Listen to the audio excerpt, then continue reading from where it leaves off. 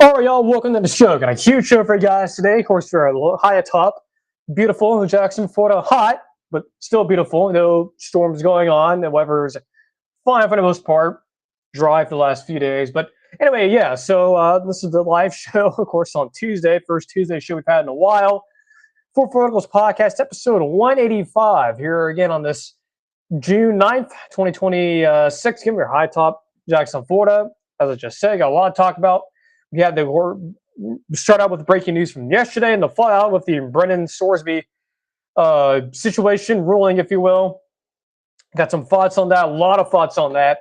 Of course, now with the fallout that we have been seeing now with several things that have happened since that announcement was made, right? A lot of things have happened since the news was broken. So I'll sort of give you guys a recap of what has happened, what I think is going on, what may happen.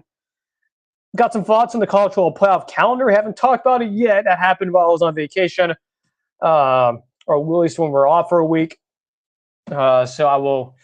Yes, I know it is a little bit late in terms of the news cycle, but we're catching up a little bit slightly. That's one of the reasons why I'm not a big fan of taking vacations, but it is what it is, right?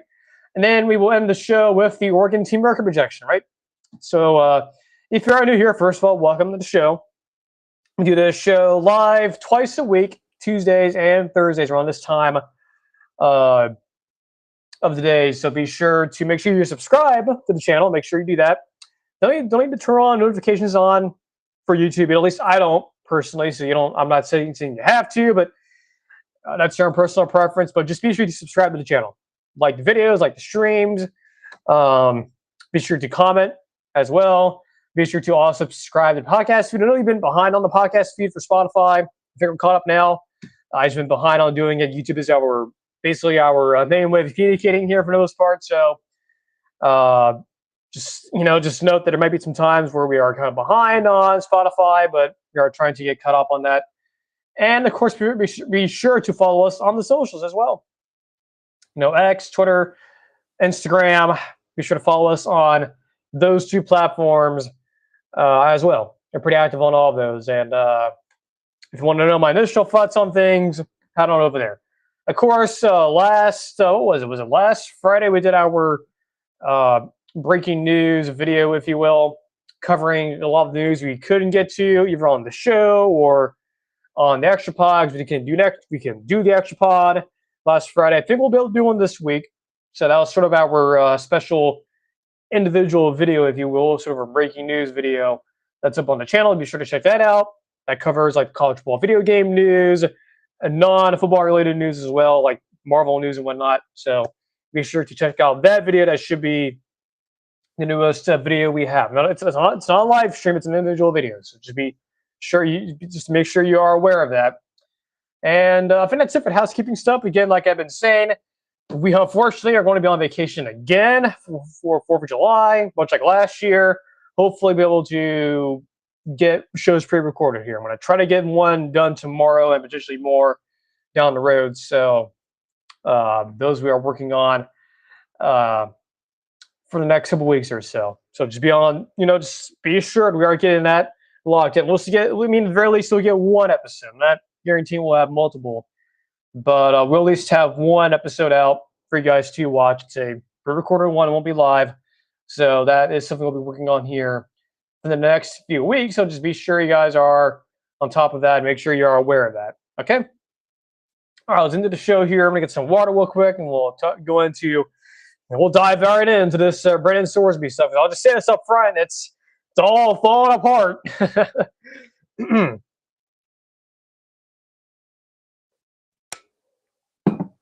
Okay, let me go and make sure there's graphics pulled up, and you guys can get at least on YouTube, a visual representation of what's going on.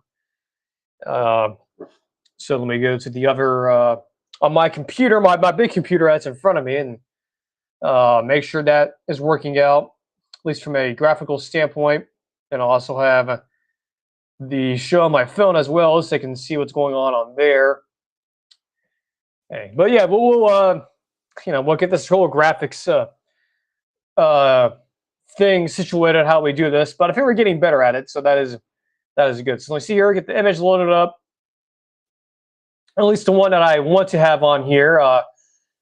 I've been known to put up the wrong graphics once in a while, getting ahead of myself in terms of what I want actually on here, but I think we've got it down here. So maybe this is the one we want, right? Nope, that's not it. That's the Oregon record rejection. Okay, good thing it didn't upload on the screen quickly. You guys didn't see it. You guys didn't get spoiled.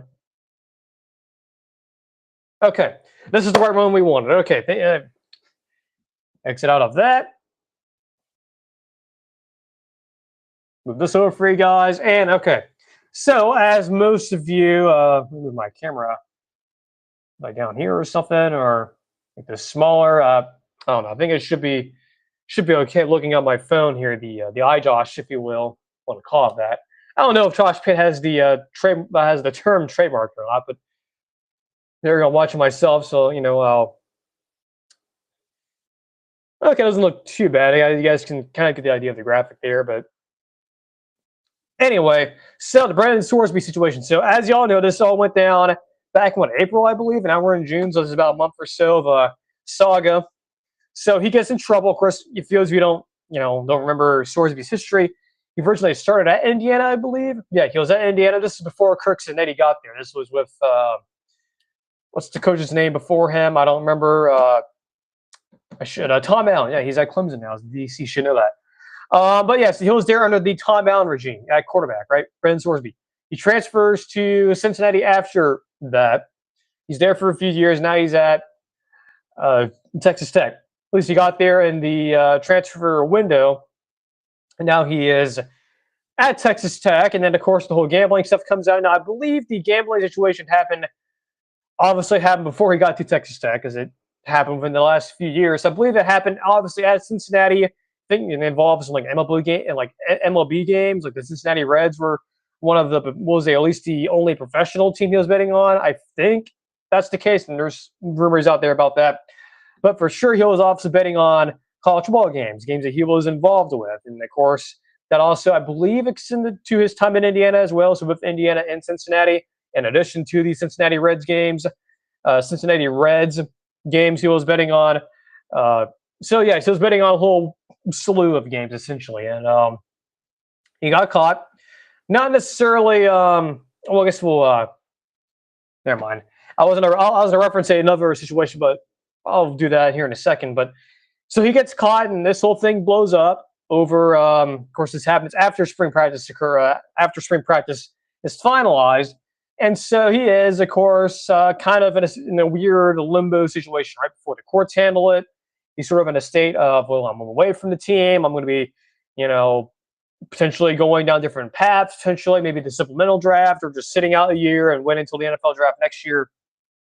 So there was a real possibility that he was not going to play, and I think a lot of folks assumed that was going to be the case, that he wasn't going to play, at least on the idea of, okay, the NCAA, while yes, they are not necessarily powerful and have not been powerful since the whole SMU scandal back in the 80s.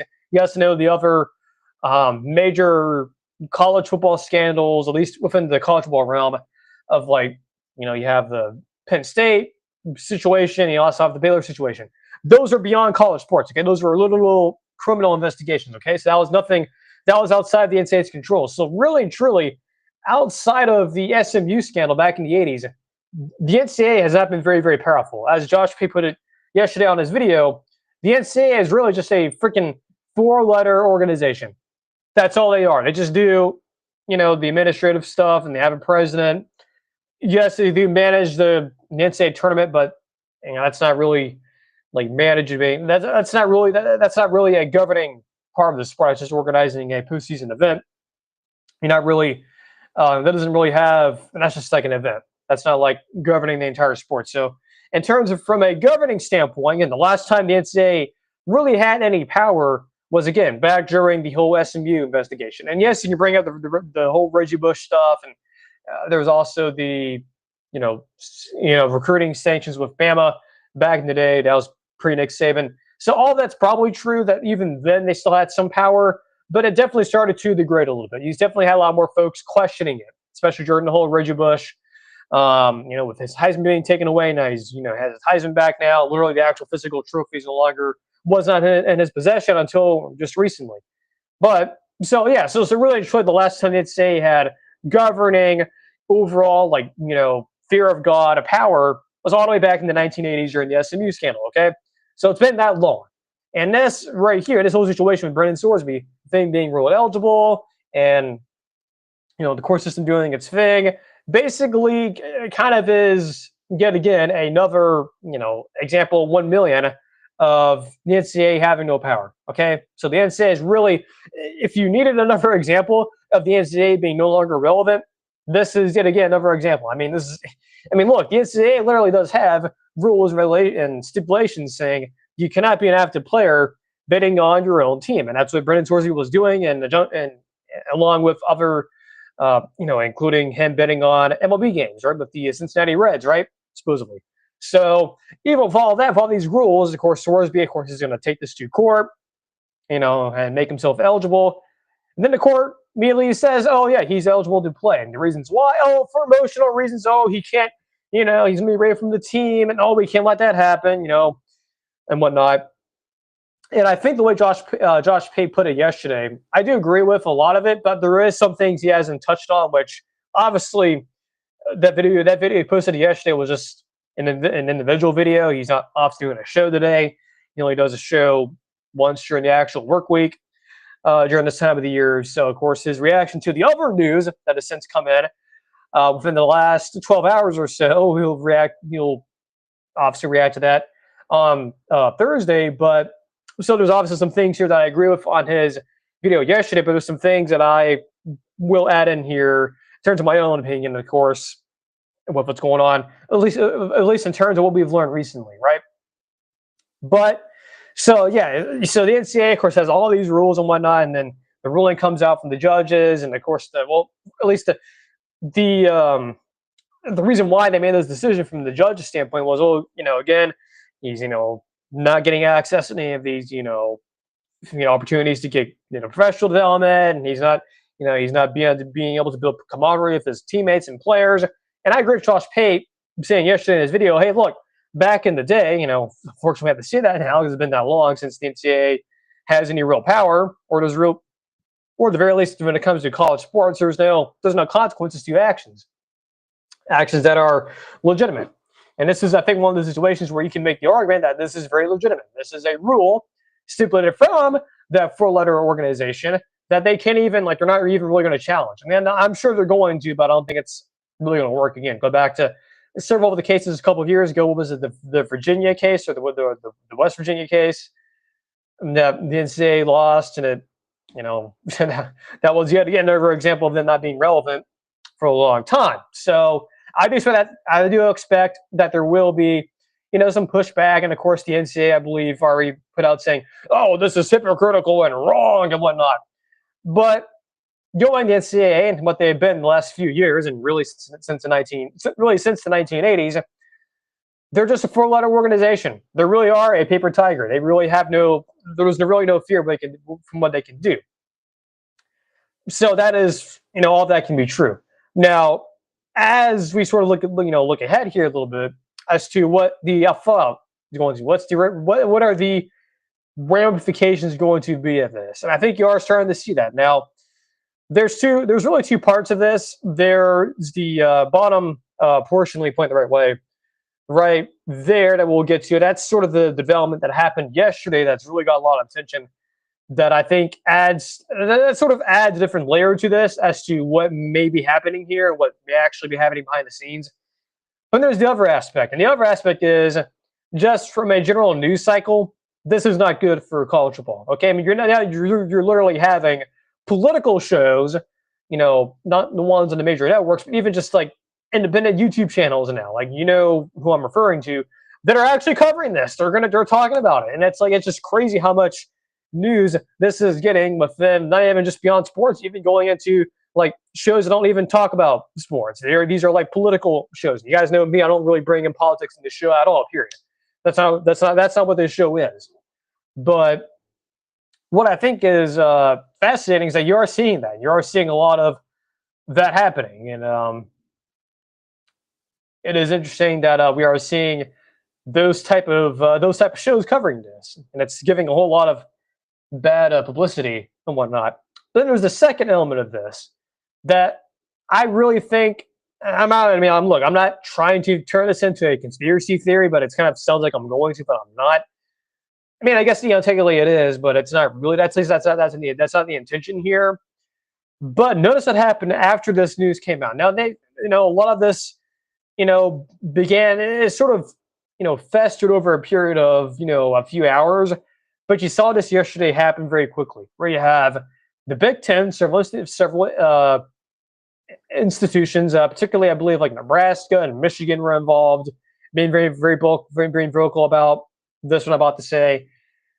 Georgia and the SEC was very vocal about this, and of course the Big 12 as a whole, besides Texas Tech, all basically saying that, hey, as long as this ruling exists, as long as this is the road that the way we are going to be managing college sports, teams in the Big Ten, or basically all these, every single organization or every single university, not named Texas Tech, and the Big 12 teams in the Big Ten and others like Georgia and the SEC are all basically saying, collectively as a group, essentially saying, you know what, if this is how it's going to be, if this is the direction this is going with Texas Tech, and how the NCAA and the judges are basically, at least in their eyes, essentially colluding and saying, oh, it's okay, it's fine.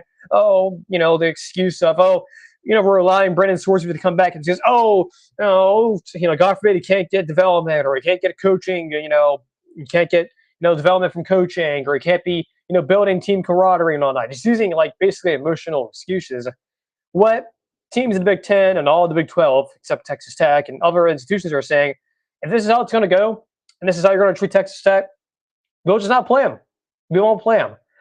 And the reason why, well, let me just say this up front here, and then I'll get into my reason why. I don't know if this is what we think it is. And here's my reasoning why. Why would the Big 12 say this? Why would they say it? Because these schools have to literally play Texas Tech. They can't just. I know it's happened before with scandals like for example, go back to the whole SMU thing back, back when the Southwest Conference was around, right? SMU had no football team, right? So they just couldn't play SMU.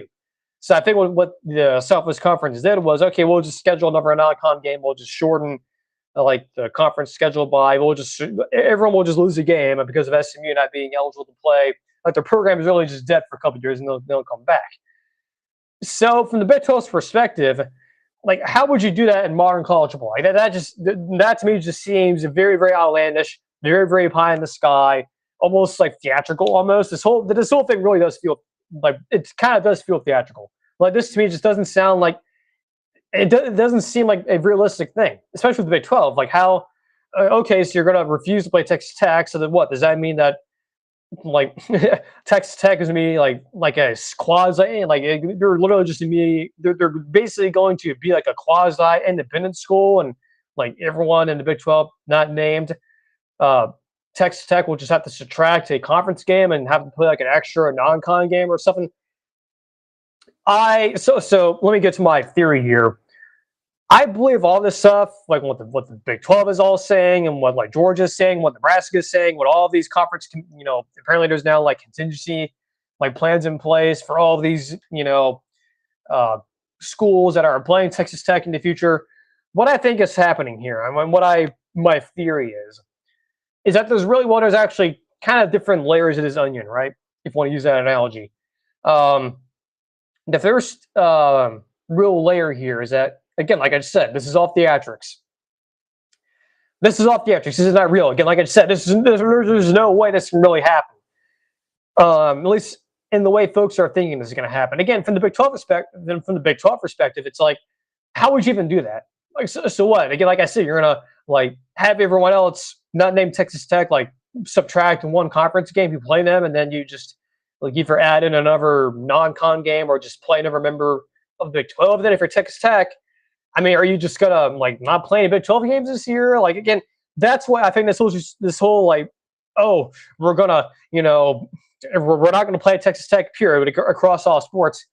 That to me is just like that just seems like a fucking smoke screen, theatrics, whatever. It just doesn't seem realistic. Now, again, you may be asking yourself, why would they do this? Why would the Big 12 do this? Why would the SEC do this? Why would the Big 10 be allowing this to happen? Why would everyone be saying, okay, because Texas Tech and this ruling happened, we're just not going to play them? Well, here's the next layer of my theory. This is all a deterrent.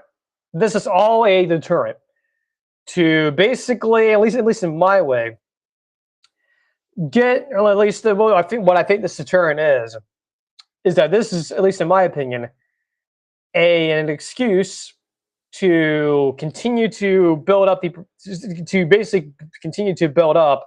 the idea of these conferences, right? The Big 12, the Big Four. If you want to use like an historical analogy, sort of like during World War II, you have like what was like the four policemen, if you will. It's like the Soviet Union, UK, United States, I think China as well, I think, or something like that. If you want to use that analogy, the Power Four, or at least in terms of the governing body of the sport, like I just mentioned, like there really is no governing body. Like NCAA, like I said, is very, very much so paper tiger.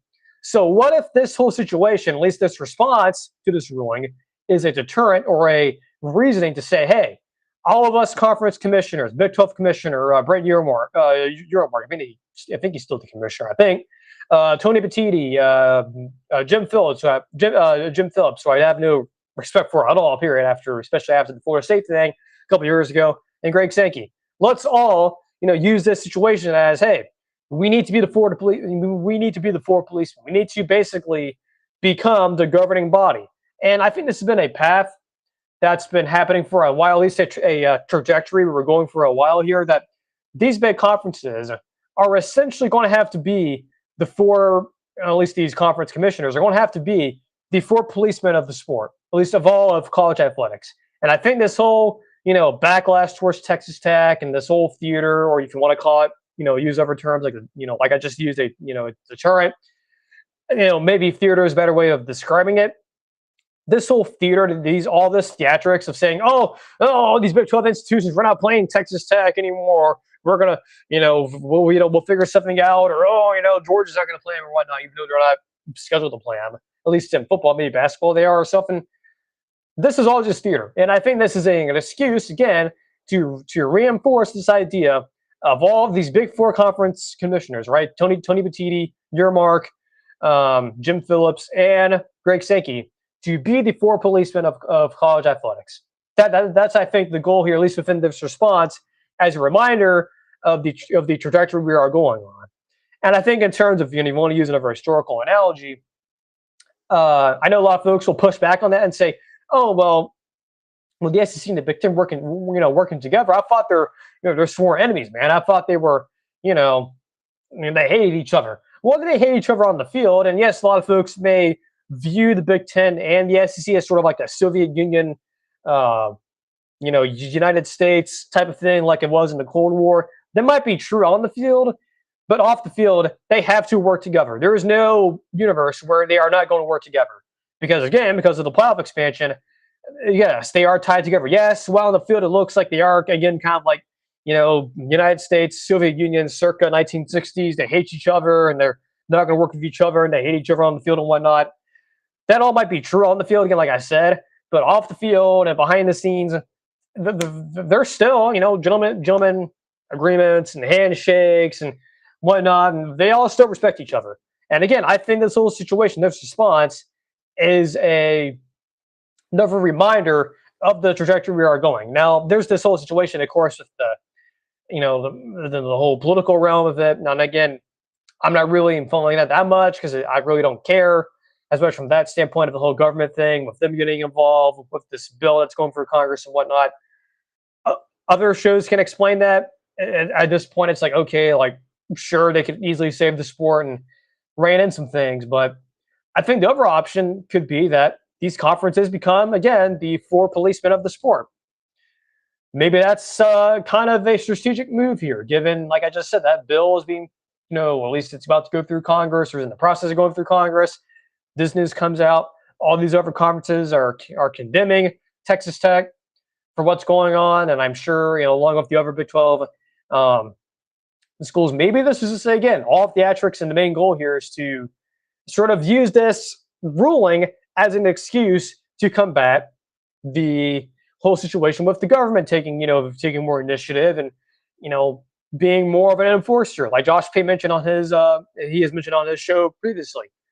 Maybe this is their way of doing it. I don't know. Again, I know it sounds definitely conspiratorial and it sounds probably really, really confusing, but again, it just sounds really weird. Like again, why would the Big Ten? Why would the Big 12? Why would other schools be doing, especially the Big 12? Like how in the world would they even have a season without Texas Tech being on all these schools' schedule? Like again, I know yes, that's happened before, but you know, very very extreme circumstances of SMU back in the Southwest Conference. But in the modern world, like what would you do if you're the Big 12? Like you're just gonna like first of all, what would you do if Texas Tech again? Would you just say, oh, they're just independent this year, and we'll just have to play someone else? Again, I personally think all of this stuff and all the responses and all of this sort of quote unquote contingency meetings taking place among all these conferences, I just think this is all kabuki theater. I don't think it's really real. I think this is an excuse to reinforce and to sort of combat this Senate bill that's going around to say, hey, the SEC, the Big 10, the Big 12, and the ACC, we are the four policemen of the sport. And that's the direction we wanted to go, not having the government take control of it. I think that's my theory here. And I think there's a lot of layers to it. There's even more layers to this onion that I can't even get into because we're like almost 30 minutes in. But yeah, the Brendan Sorsby fallout, very fascinating. Again, I think there's a lot of layers to this. Again, I think all of this stuff with the Big 10, the SEC, and the rest of the Big 12, I think it's just all kabuki theater. I don't think it's really, I don't think the stuff they're saying it's actually like real. I think to me it feels like a deterrent, or maybe again, maybe not like the right words to use there, but maybe just it is just theater, and they actually aren't doing this, at least the way we think they are, and it's really just them reinforcing the idea of all these, you know, the Power Four commissioners have to be the four policemen of the sport. That's just my theory. You can guys let me know in the comment section if I'm wrong about that, but I don't know. It just doesn't sound. It just sounds odd. Like, why would the Big 12 all of a sudden not support a fellow conference member, and then all of a sudden go, oh, you know, bro, we're just gonna ignore, you know, Texas Tech. We don't play under like the Black Plague, bro. Like, we're not gonna handle them. Again, like, how would you like if you're the Big 12 again from a logistical standpoint? So what? Now you're gonna consider Texas Tech an independent now, and now we're just having all out chaos, and the Big 12 will now have to, you know, I don't know. That's why, because of that, I don't think this is going to happen. And I think the other part of this, and we'll move on, is that I think using the word deterrent here actually does make sense, because I think what this also could be, this is something else I almost forgot to mention, is that, well, yes, my first theory, or the other, yeah, I guess the other theory might be true as well. The other part of this, or another sort of theory, is that it could be all this stuff about, you know, the Big 10, the Big 12, and all these other conferences condemning this and saying, oh, you know, like I just mentioned, oh, no, you know, play Texas Tech, bro, you're at the play, bro. It could also be a possibility, or it's very, very much so in the cards, that what if this is all a play to basically have a scenario where in between now and fall camp, that it wouldn't surprise me if you get news of, hey, you know, Brendan Sorsby was eligible to play, but, you know, due to unforeseen circumstances, he's retiring from football, or he's going to sit out the rest of the season and he's going to wait until the draft. Maybe this is what it is as well. Maybe this is another part of it too, where it is a pressure tactic to say, hey, we're not going to play you, Texas Tech, if you're all the Big 12 other school, or the other Big 12 schools, and you're all these other, you know, conferences. Maybe this is also part of it due to add in a pressure tactic to get Brendan Sorsby to say, you know what, even though I was ruled eligible, I'll take the fall for it. I'm going to, you know, sit out the rest of the season, or I'm going to sit out the entire year. I'll go to the NFL or just forget about it. That's also possible too. So that's really the two theories. So you have theory A, this is to reinforce, or well, at least in general, like I said, this is all theatrics, but to sort of branch off of that again, theory one, this is to reinforce and to combat the bill that's going through the Senate, and for these big four conferences to police themselves, or at least the reinforce the idea that they are going to police themselves and they are going to be the four policemen. And then the other branch of this being theater, which I believe it is theater, is that this is a pressure tactic to get Brendan Sorsby to say, all right, even though I'm eligible, I'm just going to, for the sake of the conference and for the sake of college football, I'm just gonna sit out this year and we'll move on. I think those two options are definitely on the table here. I just don't see a scenario where they're going to have the Big 12 revolt against Texas Tech fully and then just ruin the entire schedule for them and whoever schools as well. And to also have Texas Tech become like an independent for a year or something like that. I don't know. That's why I think this is all theater. And I think those two options of this is a pressure tactic, along with it being theater, to get Brendan Sorsby to basically say, I want to sit out. And it also could be the other theory that is also in play is this could also be a way to, again, reinforce the idea of these Power Four commissioners being the four policemen of college football, at least of college sports. All right, moving right along here, we'll get into the college football calendars. I did want to touch on this because we haven't had a chance to do so, and we'll do the Oregon record projection here, and then we'll get out of here. No, that second was very long. Giving apologies for that, but that was a lot to take in there, and we haven't had a long show in a while, so I just figured, why not just ramble on and talk about it? There's a lot of news to talk about for sure. So let me get up this next graphic here and get some water, and then we'll touch on this next. Next thing I wanted to really discuss is very important as well. Again, if you are new here, again, welcome to the show live here on YouTube and on Spotify on the audio version. So let me get this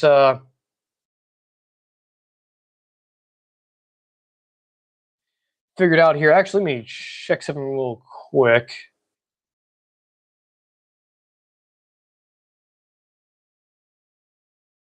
On my computer.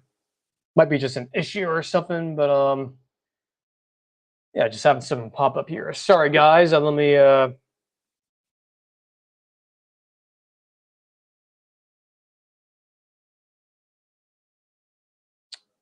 yeah, something popped up and I'm not really didn't like that. So yeah, apologies if you're listening on Spotify and whatnot.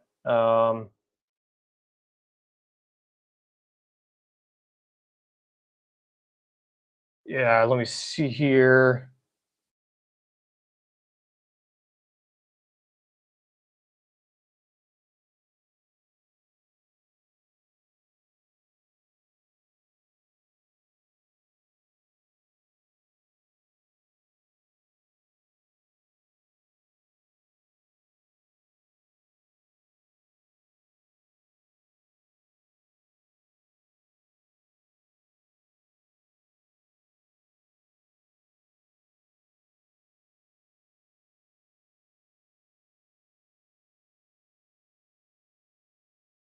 Let me see.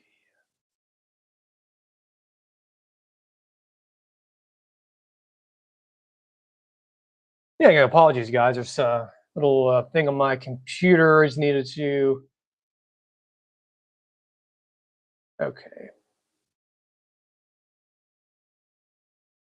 All right, I think it was handled there. It was just one of those settings thingamajigs that happens once in a while. So again, apologies for that. Not really sure what happened there, but I think we got it figured out. Let me just double check here real quick. Again, apologies for that was just setting on my computer. I happens once in a while, especially when you have updates and whatnot on your computer. And I'm sure a lot of you guys at home can attest to that. That has happened probably to you guys before as well. So very interesting thing there. But anyway, I think we've got the issue handled. So we can rest assured. I believe that everything should be fine. Just let me see if we can get my settings and whatnot figured out here. Again, apologies. I think everything should be okay.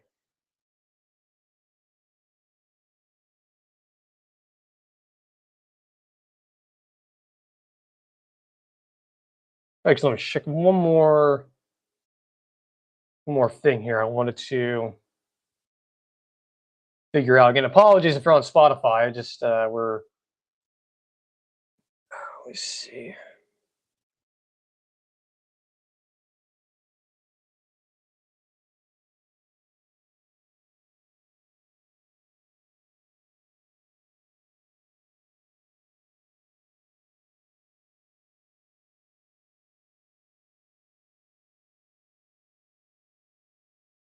All right, I think everything probably is going fine. I just want to double check here. Okay, let's go back to the show here again. Apologies for that. I just one of those settings thing, and yeah, I think it was something to do with the brightness or whatever on my computer. I just had to check it out a little bit. Happens once in a while. But anyway, let's get into the college football calendar here. So I want to go over this real quick to kind of discuss my feelings on this. So here's the calendar for watching live on YouTube. Again, apologies for the little pause there. Just a little notification on my computer. This again with the update. I started something on my computer like yesterday, and of course, always a silly thing on there. Thanks, Microsoft. But anyway, so as we can zoom in on this graphic here. So the college football schedule. So if you haven't seen this yet, here's the schedule for the playoff mainly. And you see the first round, again, these games are on campus. And you see like, you have your ESPN ABC games there that are featured. You also have now games on TNT and True TV and also on HBO Max. But as clarification here, again, just make sure we're all on the same page. Just because you see, oh, the games are on TNT or they're on, True TV, that doesn't mean those games are a part of like the CBS Sports package and whatnot. That's not the case. Okay, these are not like, for example, you're not going to have like Kevin Harlan calling games. You're not going to have like Jim Nantz and Tony Romo calling games. Nor are you going to have Brad Nessler or Charles Davis calling games. These games on TNT and True TV are not going to be games that are associated with CBS Sports. They are basically going to be an ABC or ESPN game, or mainly basically ABC, but they're going to be broadcasting on TNT. That is basically all it is. If you see TNT and True TV, just basically think of it like ABC. That's all it is. And of course, the national championship game for the first time, and I believe over 10 years, is on ABC this year. And as you can see the date there, it's on January 25th. That's literally the whole week of my birthday. It's like 3 days before, which is kind of crazy that the national championship is being played the week of my birthday. And that's basically the whole issue here. The bigger problem is that the college football calendar in general has basically gone way out of control. Way out of control. I don't know what's going to fix it. I mean, look, the fact that the midpoint of the season, I believe, is what, like in November? Well, before it used to be in October. So now the midpoint of the season is now all the way in November. And in November, once everyone's doing with their rivalry games and we're getting closer to conference championship week, you still have full on like 2 more months left of the season, which is crazy, which is the definition of insanity. Like that is not the way. I cannot fathom how this is even real. Okay, like that just doesn't make any sense. So overall, the whole schedule situation and how the calendar has been basically just throwing up on itself, and there's other stuff too, like in terms of like recruiting and how there's other people also have thoughts about hey, should we start the season and earlier and with recruiting and deciding dates the summer and whatnot.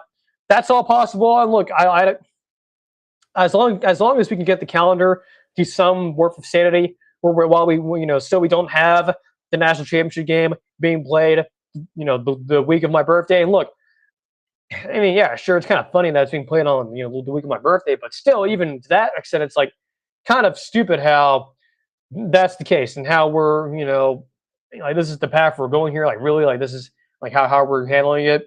So I don't know, man. It just this really is just weird, and this reinforces the stupidness of college football and how the schedule and how the calendar needs to be fixed, right? And that we are playing a college football national championship on the week of my birthday, by the way, which is insane. Which is all the way in January, while years in the past would have the national title being played on like January 3rd or something like that, which would make more sense. But because of the NFL having games on Sunday, or the fact that we can't have a national championship even on Friday, for example, let alone on Saturday, because again the NFL playoffs are on Saturday as well. It just makes it just makes no sense to me that how college football and the NFL can't find a way to help themselves out, or to at least have some sort of gentleman's agreement, because college football is literally marketing for the NFL. Like the NFL doesn't have to do any marketing, or at least college football helps the NFL in terms of marketing, right? Especially when it comes to the draft, because again, all these players you're watching, get drafted are all from college football, and the NFL can't help them. And I do agree with Josh Pate that the NFL at some point is going to have to concede and say, okay, we'll help college football out. We'll help this, we'll help college football out. We'll help you guys, you know, maybe potentially be a lead-in, or at least we'll be the lead-in for the national championship, or vice versa on a Saturday, or maybe we'll give you guys a Friday to, have your national title and whatnot. Anything but having a national title on Monday, I'll be fine with, and especially not the week of my birthday. Like that is just insane that we're getting closer. Like we're literally getting within like a week or so of the freaking Super Bowl and having a national championship all the way by then. And not to mention too, there's a whole quick turnaround because some of these schools and how their policy is and what their policy is. Some of these schools, especially if you're a school that's playing the national championship, some schools that are playing in the national title are going to have spring practice in like 3 weeks after the national title is settled. So that's a whole other thing, and not to mention, coaching retirement and all this other possibilities and whatnot. It's just the college football calendar needs to be fixed. And this right here is an example, 1 million of just I don't know. I don't understand why it's gone to this point. Like, where's the cause for action? Where's the cause for this to be changed? It just doesn't make any sense. This needs to stop, and hopefully it will be stopped at some point. This is just really getting insane, and this makes no sense whatsoever. And a college football world that used to make sense it just doesn't make any sense anymore. And it's insane to me how we have gone to this point. Anyway, moving right along, I'm going to do one more thing here. Of course, the Oregon record projection, and then we'll end the show. Not literally ending the show, but we'll be ending today's show. And of course, we'll be back later in the week.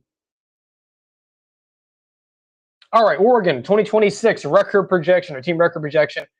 Of course, we've been doing this for the past few weeks. Of course, we've had a whole bunch of schools on here, but we haven't done Oregon yet. As you can see, the graphic here.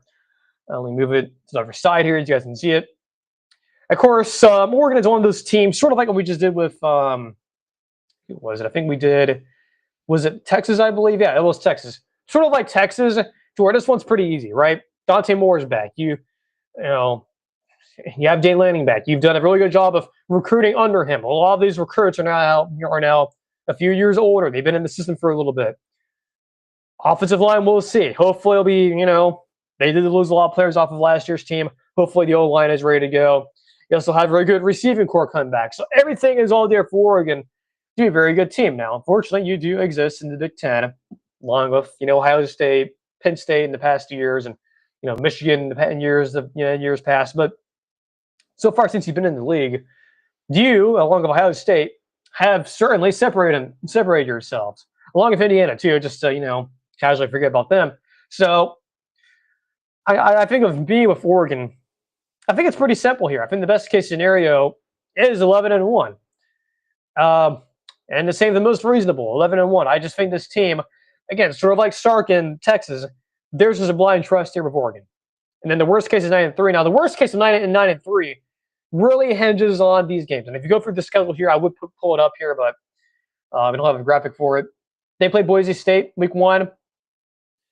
If this was Boise State a few years ago, I'd be like, interesting, but I'm not really too concerned about that in particular.